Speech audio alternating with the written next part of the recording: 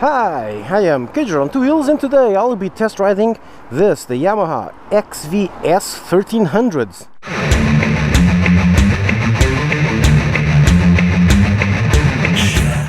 This is actually a used bike that I got from here to, actually in the English channel, this is here to promote the bike itself, because he wants to sell it, the customer wants to sell it, so let's take it for a ride, and I get the chance to actually test drive one of these little monsters. So, 21-inch rim at the front, 160 width tire, 17-inch rim at the rear, and just by looking at, I think this is a 180 tire. Can't see the measurements, but I'll put it on screen eventually. So, going backwards, this has the Yamaha tall screen, which has a pretty cool feature, which is you take a key, you unlock it here, and then all of it pops out. Same with the sissy bar at the rear. You put your key here, unlock it, and the sissy bar comes out, which is awesome. You have some saddlebags. The support for the saddlebags is Yamaha, the saddlebags themselves aren't. You have this very basic dash, chrome everywhere, and your regular 1300cc 78 horsepower engine with probably 2 tons of torque and a 600 pound or 300 kilogram bike. It's actually not 300 kilograms, 290 something, but let's round it up. Okay, this one has a custom exhaust wrapped in thermal tape, so I don't burn myself, but I will burn myself, I just know it. And so let's go for the important thing, which is how does this ride? So we fast forwarded to one of my favorite spots because of this site, which is then closely followed by this site, the whole sea. New York is about that way, a few miles. Just look at it, it's awesome. I did the Portuguese video coming in. Just look at this, it's fantastic. One of the coolest things is this custom exhaust, which sounds glorious. Seriously, it spits fire. I overtook a Prius and a couple of cyclists while they were trying to save the planet, while spitting flames and sound at them. That was awesome. Seriously, I went past the Prius going blah, and then I went past the two cyclists, and right after the cyclists the bike just goes blah. Man, that was awesome.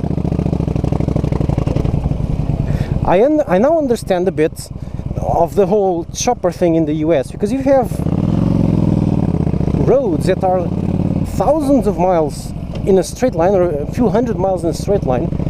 A thing like this makes a lot of sense, actually.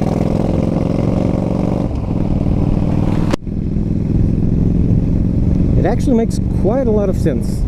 A bike like this, under those circumstances. Did you hear that? Because it is fun going in a straight line on this bike. Apart from this windscreen, which is exactly the wrong height for me, I am 1.74 meters tall. I have a relatively short torso and longer legs, okay, and shorter arms. But I'm not a freak, but okay. And this windscreen, this is exactly at my eye level, okay? What I look at is basically this. This is my eye level, somewhat like this. So you can see this is right in the middle, and as a result, each one of my eyes sees a slightly different image. So I see this part double, which is very annoying. And at high speed, this buffets my helmet quite a lot. So if I was like 5 centimeters shorter, which is what you are looking at now, I would be looking through the top of the windscreen, no issues, which is even flatter, so there's no distortion and all. So this is actually well engineered, but for my specific height, bad. Okay. Thing is, you can always remove the windscreen and be done with it, or just get used to it, or just bend over a bit and stay like this, and then it's much better. This is the only thing I'm not liking about this bike. Okay, performance isn't good. Okay, performance is pretty poor. Any kind of leanage, and my boots scrape. So I have to put my feet like this on the peg whenever I'm doing any kind of turn, because if I put it like so, it will scrape the ground, the boots, okay? My heels will be scraping ground, so I have to go like this if I want to corner. And then, as you can see, the boots were already scraping, so it's not much left until I start scraping with my pegs, okay? So there's very low ground clearance. but it's just enough. It's just about this is maximum, or about that. That's just about maximum. But then again, this isn't a bike for performance, right? This is a bike for looks, for show. To make everyone go, look at me! And even with a low ground clearance, it does corner, okay? But, yeah, it has that small issue. You'll be finding yourself doing a normal roundabout on a street, not an American roundabout, because those I imagine are huge, but a normal European roundabout, which is about the size of a car, and you're going around the roundabout and your boots will scrape suddenly, okay? That will happen. The pegs are very low. It really doesn't have that much power. It's 72 horsepower for 300 kilograms or 600 pounds, so it's not really that spiffy, but it still goes pretty well. It's still a lot of fun. I'm going to show you the overtake. Oh look, there's a drone. I'm going to show you an overtake as soon as I can. There went again. No, that's not mine. I'm not filming. Overtake, 3, 2, 1, go! Cut, brake.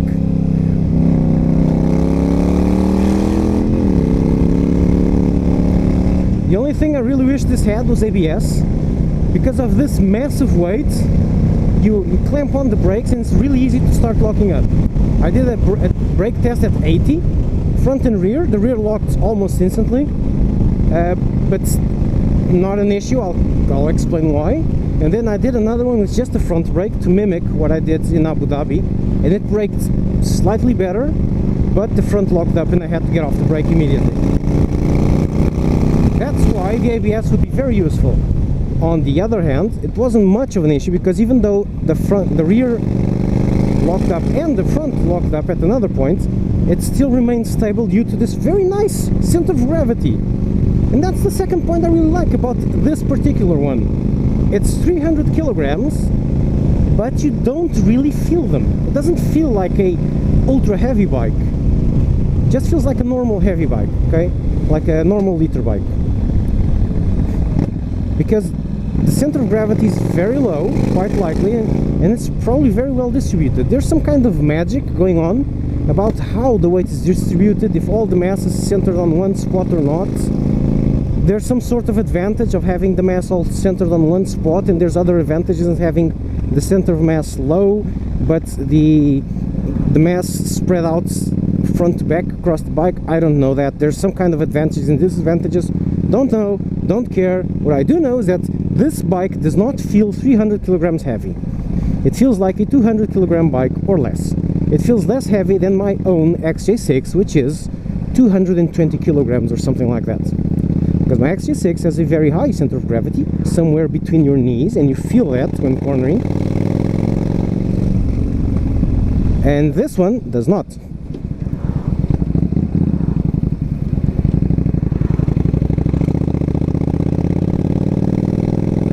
Can I?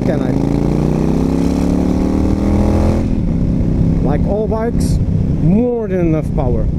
And man, this exhaust sounds great! Pa! There goes your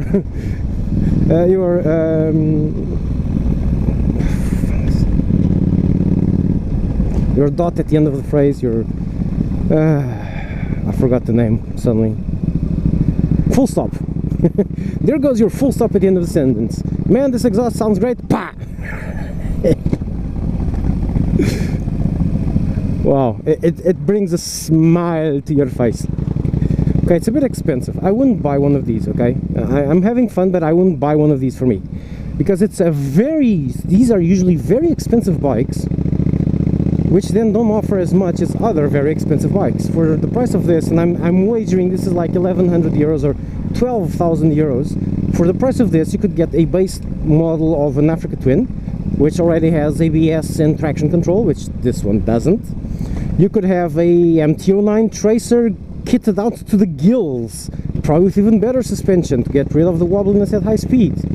You could have a KTM 1090 Adventure, which is a very complete bike.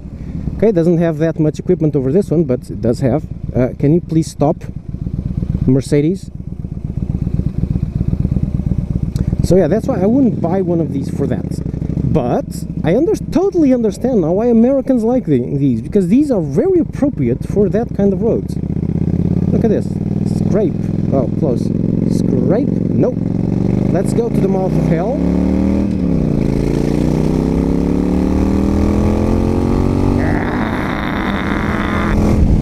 It's a very angry engine. I hate everything. I just like gasoline. I'm angry. This is a very, very angry engine. And it rumbles. Oh, the whole bike vibrates with you. It's a very... It has nice... This one has personality. Some bikes don't really have personality, and Honda's guilty of making bikes without personality. This one has a lot of personality. This feels like a living being beneath you. It's awesome. So this here on the right is what we call the mouth of hell. Literally mouth of hell. That's what the sign says. It's a cave, and because of the way the cave works, it channels waves inside of you, even with small waves. Creates huge blasts of water in there, and during a storm this shoots water at very big heights. It's also a very popular suicide spot, although why would anyone want to suicide by drowning is beyond me, but yeah, what the heck.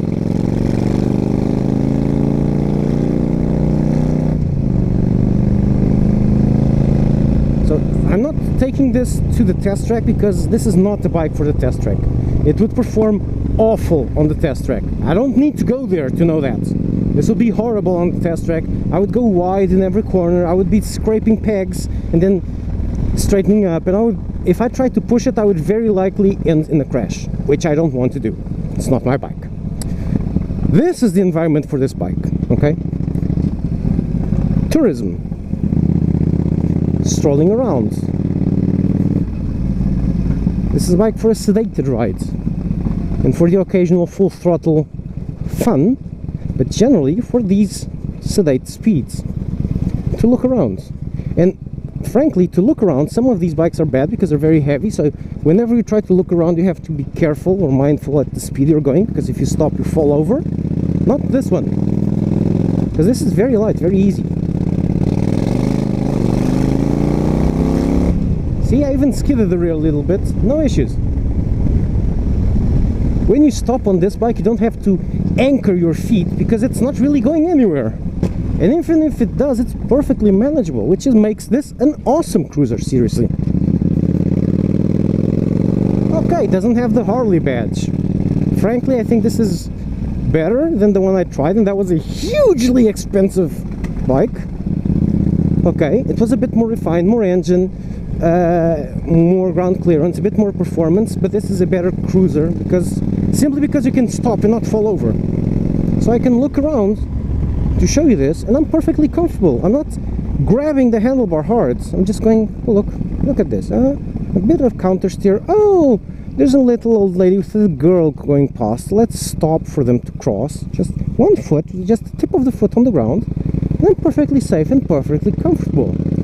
Not unlike that Harley or any other big cruiser, which are usually very heavy. I sat on a few already, and just by sitting on it, you notice that. You get on it and then you have to anchor your feet, or else you will fall over. And you usually anchor both feet. That's also one of the reasons these are so low.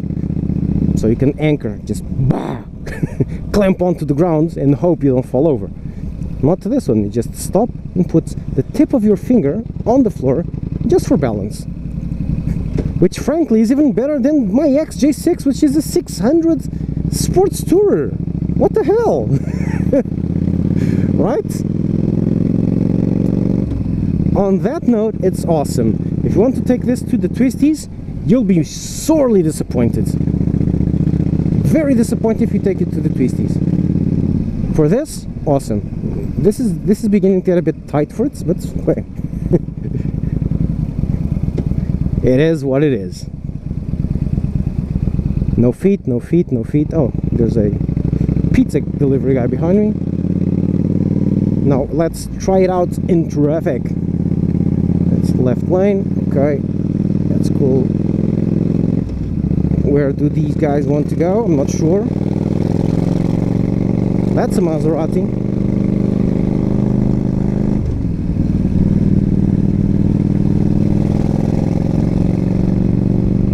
And it is relatively agile on the roads. What? I wanted to overtake this on the right and then on the left and on the right to show you the agileness, but, and of course I mean relatively agile by cruiser standards, okay? It's not as agile, it's not even in the same category as a 125 scooter or any 125. It's a big bike, but for a big bike it is agile. Therefore the word relatively. I can't get enough of this sound. Now let's turn. Yikes! That was a big scrape, see? That's the limit of this bike. That was a big wobble because I got seriously scared and then straightened it up, but still no panic. I straightened her up, then that wobble was because I was a bit okay, straightened up, but I have to turn, but I have to straighten up, but I have to turn. So now what? During that I lost a few kilometers per hour, which allowed me to keep it lean and do the turn. So yeah, you see the limit of this bike is that. Okay, that's the only disadvantage. Oh, another is that filtering on this requires quite a lot of space. But this is probably because I'm not used to her, because seriously, it's not that hard.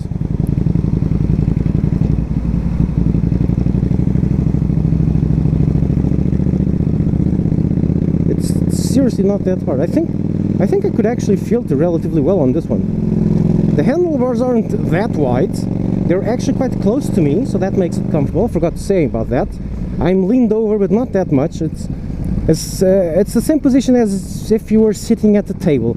The Keyway Superlight, I was a bit like this, forward a bit, like I was reaching over to grab something on the table. This is the way you sit on at a table, basically. Not quite straight up, but let's say it's a lawn chair, no, a table outside. So you are a bit backwards from the table. There's a bit space, so you have to lean just a tiny dab. That position when you're on a table but you're not yet eating, that's the way you're sitting on this bike. It's the exact same position, and it's very comfortable. This is much more comfortable than the Keyway Superlight in terms of body positioning and in terms of seat. And Kajarine is calling me, which means she's probably ready, so you'll be hearing this constantly until I end the video. I really wanted to do a slow ride, really slow, to show you just how stable this is at slow speeds. Oh look! Someone who is colorblind. See? He's colorblind. This sounds just awesome. I could do this all day. And that's why they rev, because the sound is absolutely stunning. It's awesome. And so that's why Harley guys, just like I did, rev like idiots at stoplights, because seriously, it sounds great. Not the high revs, but the low revs. This short rumble, this short. I'm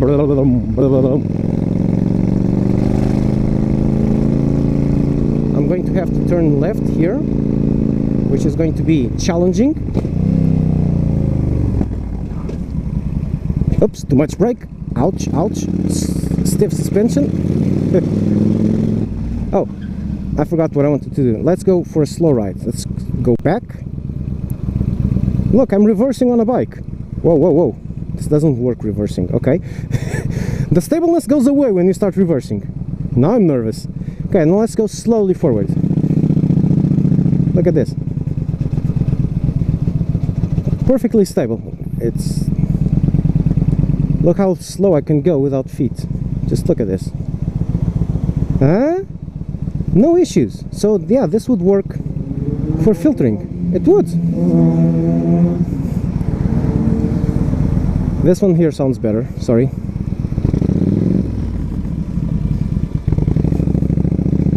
Look, just hear the sound. And feet. Look at this.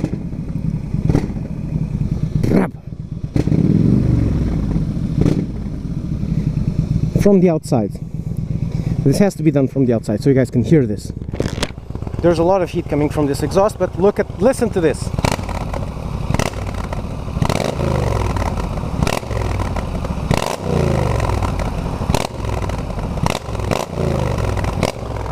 It's awesome!